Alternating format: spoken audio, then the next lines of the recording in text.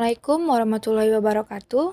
Halo teman-teman semuanya, saya merupakan mahasiswi dari Universitas Negeri Padang. Sebelum itu, perkenankan saya untuk memperkenalkan diri. Nama saya Fania Zahra, NIM 22043027. Saya berasal dari Prodi Akuntansi. Video ini dibuat dengan tujuan untuk menyelesaikan salah satu tugas ujian tengah semester di mata kuliah Pendidikan Pancasila dengan dosen pengampu Ibu Susi Fitria Dewi, ESOS MSI PhD. Baik, langsung saja kita masuk ke pembahasan, yaitu alasan di mana diperlukannya kajian Pancasila sebagai dasar negara. Indonesia merupakan negara yang memiliki banyak sekali keberagaman mulai dari suku, agama, dan ras. Dengan banyaknya keberagaman tersebut, membuat Indonesia memiliki banyak sekali tantangan yang harus dihadapi di masa yang akan datang. Tantangan yang akan dihadapi oleh Indonesia bukan hanya disebabkan karena keberagaman, tetapi juga karena banyaknya masyarakat yang memiliki prinsip yang berbeda dari setiap individunya.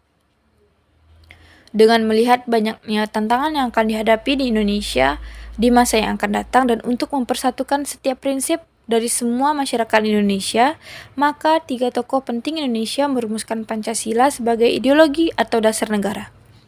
3 tokoh tersebut yaitu yang pertama Muhammad Yamin, yang kedua Soekarno, yang ketiga Supomo. Mereka mengutarakan usulan dasar negara dalam sidang Badan Penyelidik Usaha-Usaha Persiapan Kemerdekaan Indonesia atau lebih dikenal dengan BPUPKI pada tanggal 29 Mei sampai 1 Juni 1945.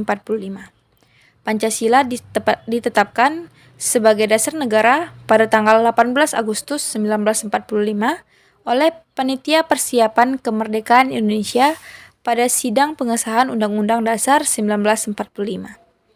Dalam sidang tersebut, PPKI mengesahkan Undang-Undang 1945 yang dimana terdapat rumusan Pancasila sebagai dasar negara pada alinea keempat pembukaan Undang-Undang Dasar 1945.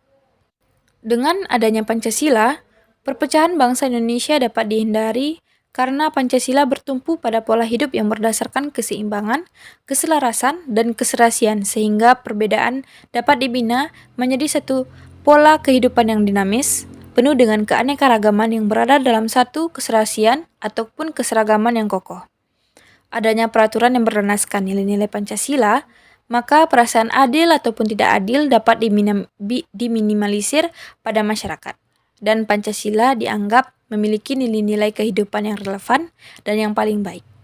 Pancasila merupakan pandangan hidup dan kepribadian bangsa yang nilainya bersifat nasional yang mendasari kebudayaan bangsa. Maka nilai-nilai tersebut merupakan perwujudan dari aspirasi ataupun cita-cita hidup bangsa.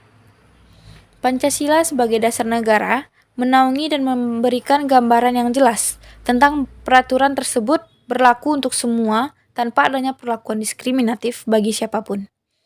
Oleh karena itulah, Pancasila memberikan arah tentang hukum harus menciptakan keadaan negara yang lebih baik dengan berlandaskan pada nilai-nilai ketuhanan, kemanusiaan, persatuan, kerakyatan, dan keadilan. Untuk itu, diharapkan warga negara dapat memahami dan melaksanakan Pancasila dalam kehidupan sehari-hari, dimulai dari kegiatan-kegiatan sederhana yang menggambarkan hadirnya nilai-nilai Pancasila.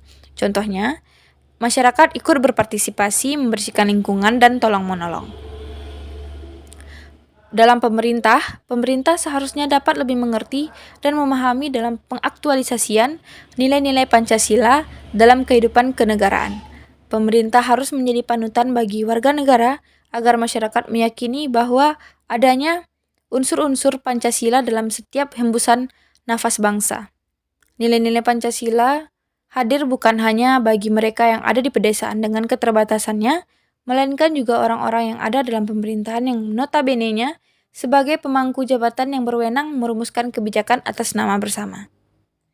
Hal tersebut sejalan dengan pokok pikiran keempat yang menuntut konsekuensi logis, yaitu Undang-Undang Dasar harus mengandung isi yang mewajibkan pemerintah dan lain-lain penyelenggara negara untuk memelihara budi pekerti, kemanusiaan yang luhur, dan memegang teguh cita-cita moral rakyat yang luhur. Pokok pikiran ini juga mengandung pengertian bahwa takwa kepada Tuhan Yang Maha Esa dan pokok pikiran kemanusiaan yang adil dan beradab, serta mengandung maksud menjunjung tinggi hak asasi manusia yang luhur dan berbudi pekerti kemanusiaan yang luhur. Kesimpulan yang dapat kita tarik dari pembahasan pada kesempatan kali ini yaitu Pancasila sebagai ideologi ataupun dasar negara Indonesia sangatlah penting.